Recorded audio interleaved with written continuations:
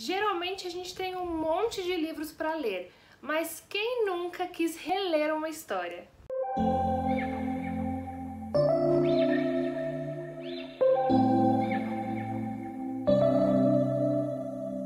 Oi gente, hoje eu resolvi mostrar para vocês alguns livros que eu tenho muita vontade de reler, são leituras que eu quero fazer quem sabe no ano que vem, mas antes de começar esse vídeo, se você ainda não é inscrito no canal, se inscreva, deixe seu like e também não se esqueça de ativar o sininho da notificação, tá bom?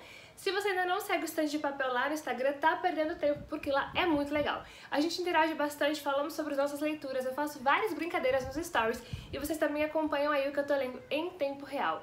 Também vou deixar no box de descrições o meu link da Amazon para quem quiser comprar os livros que eu citar aqui no vídeo ou qualquer outro produto, e aí me ajuda muito no crescimento do canal. E antes de começar esse vídeo eu queria mostrar, olha só que linda esta minha camiseta do Litera Sorocaba, o clube de leitura aqui da minha cidade.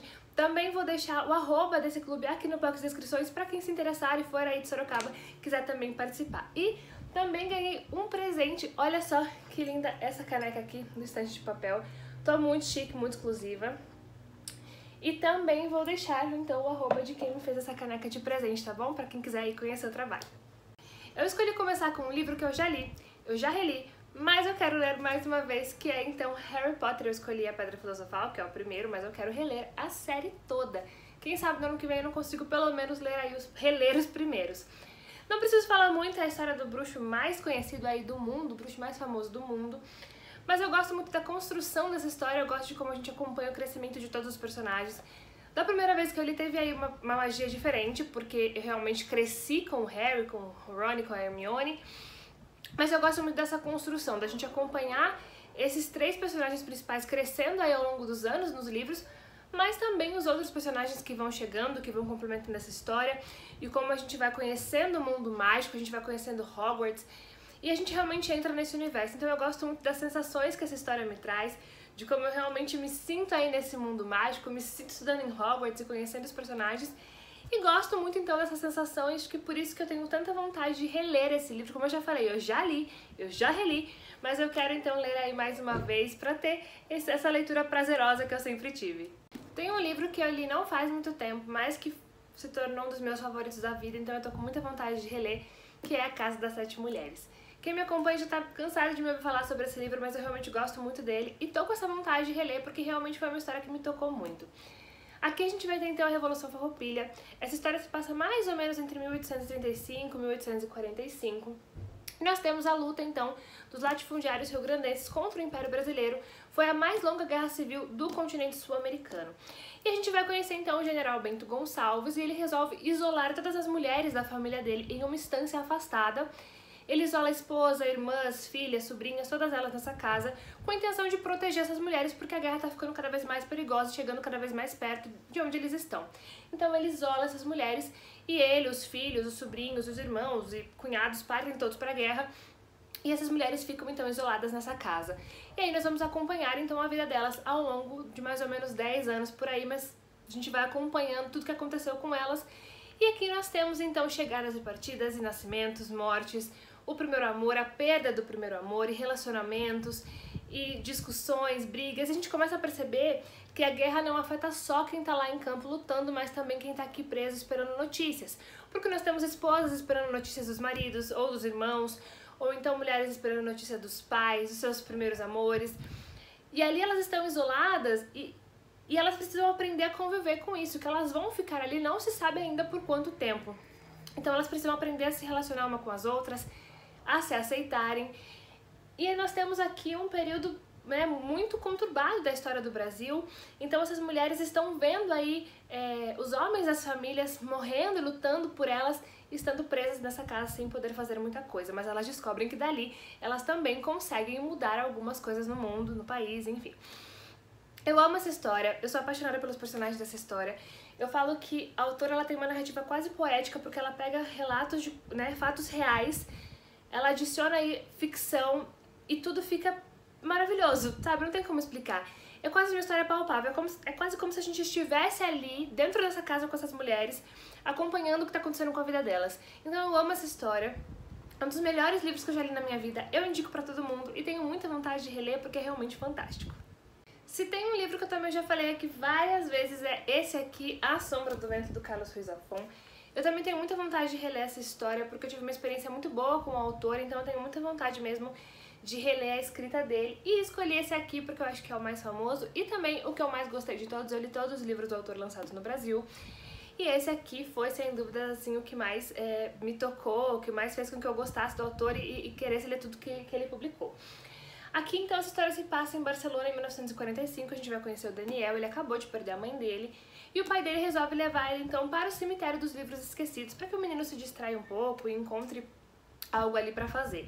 E nesse cemitério ele encontra, então, um exemplar que se chama Sombra do Vento, ele fica fascinado por essa história, e quando ele vai tentar encontrar outros exemplares ou outros livros do autor, ele descobre que todas as obras do Julian Carax, que é esse autor, estão sendo destruídas e desapareceram. E o Daniel então resolve convocar aí seu amigo Fermín para que juntos eles possam entender o que está acontecendo, quem que está queimando e sumindo com essas obras e por quê, quem é esse autor, por que ele está desaparecido e ninguém sabe quem ele é. É uma história fantástica, brinca muito com o poder dos livros, com o lúdico. É incrível o crescimento do personagem aqui nessa história. Eu amo a narrativa do autor. É também, assim como do livro anterior, uma narrativa quase poética, porque ele brinca com as palavras ao longo da história. A gente conhece uma Barcelona toda lúdica, meio gótica até. É fantástico. Eu amo esse livro, amo essa história e tá aí no topo da minha lista de releituras pro ano que vem. A Resposta é um livro que eu li já há algum tempo, mas é um livro que eu amo. Sempre que eu posso, eu tô assistindo a um filme também, porque eu acho o filme bem fiel ao livro. É uma história fantástica que eu acho que todo mundo deveria ler e conhecer, porque é uma história que realmente mexe com a gente quando a gente tá lendo. Aqui a gente vai conhecer a Skeeter, ela acabou de se formar na faculdade e ela sonha em ser escritora. E ela resolve então escrever um livro onde ela vai contar sobre o relacionamento de empregadas domésticas negras com as suas patroas brancas. Isso na década de 60 no Mississippi, onde o preconceito e o racismo eram coisas assim escancaradas e tidas quase como normais. A Skeeter então vai contar com a ajuda de duas mulheres que ela conhece, que é a Abby Lynn, que criou 17 crianças brancas ao longo aí da sua vida, e também a Minnie, que é conhecida por não levar desaforo para casa e bater boca mesmo com as suas patroas, e por isso ela vive desempregada e nunca consegue parar em nenhum emprego. A Skeeter se aproveita então das primeiras manifestações em defesa dos direitos civis para tentar fazer com que seu livro choque as pessoas preconceituosas e traga um pouco mais de orgulho e de esperança aí para a comunidade negra. É uma história fantástica, a gente vai conhecer esses personagens a fundo. A Minnie é uma personagem muito incrível e ao mesmo tempo que ela é muito guerreira e a gente se choca com a história dela, ela é muito engraçada. Ela faz umas coisas assim que a gente fica, meu Deus. A Abby Lynn é uma personagem muito forte, muito sofredora, mas ela se entrega muito.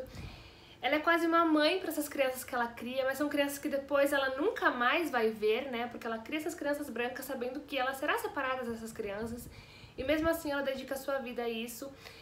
E a Skeeter quer contar a história dessas mulheres para mostrar o quanto elas são fortes e o quanto essas patroas brancas precisam dessas mulheres para manter suas casas em ordens e o quanto elas precisam ser valorizadas, porque elas não são valorizadas aqui, nessa cidade onde a história se passa.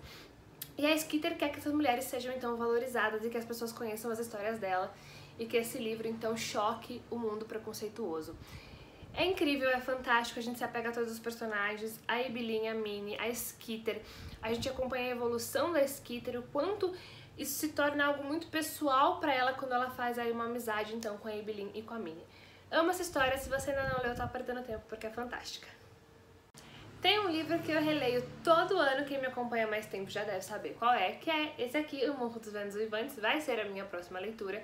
Eu vou ler pela primeira vez nessa edição, sempre li uma outra que eu tenho aqui na estante, mas quero ler nessa aqui até pra comparar as edições e traduções. Essa história então é uma história de amor, ódio e obsessão, né? E se passa no Morro dos Ventos Vivantes, que é então um local, né, a residência da família Heathcliff. A gente vai conhecer a Catherine, que é mimada, egoísta, bem intragável assim, e o seu irmão adotivo, que é o Heathcliff, que foi criado aí na base do ódio por ser adotivo. Ele sempre foi criado com muito ódio mesmo por parte de toda a família, menos da Catherine. Então o único sentimento que ele conhece quando ele cresce é o ódio, né? É esse desprezo pelas pessoas, pelo que é importante pelos outros, até pelas emoções dele e das outras pessoas. Mas com a Catherine tem uma relação um pouco diferente porque eles crescem juntos e eles têm desde criança essa relação de amor e ódio.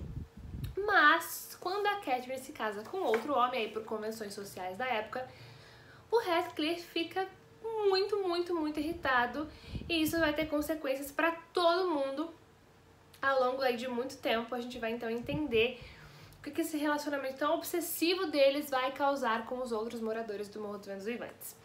Eu amo essa história, é meu livro favorito da vida, eu sempre leio no final do ano, então esse aqui é certeza que eu vou reler e certeza que eu vou reler também no ano que vem. Bom, gente, esse foi o vídeo de hoje, espero que vocês tenham gostado, adorei mostrar esses livros pra vocês. Me contem nos comentários se vocês também gostam de reler livros e quais livros vocês querem aí ou vão reler nas suas próximas leituras, tá bom? Até o próximo vídeo e até mais!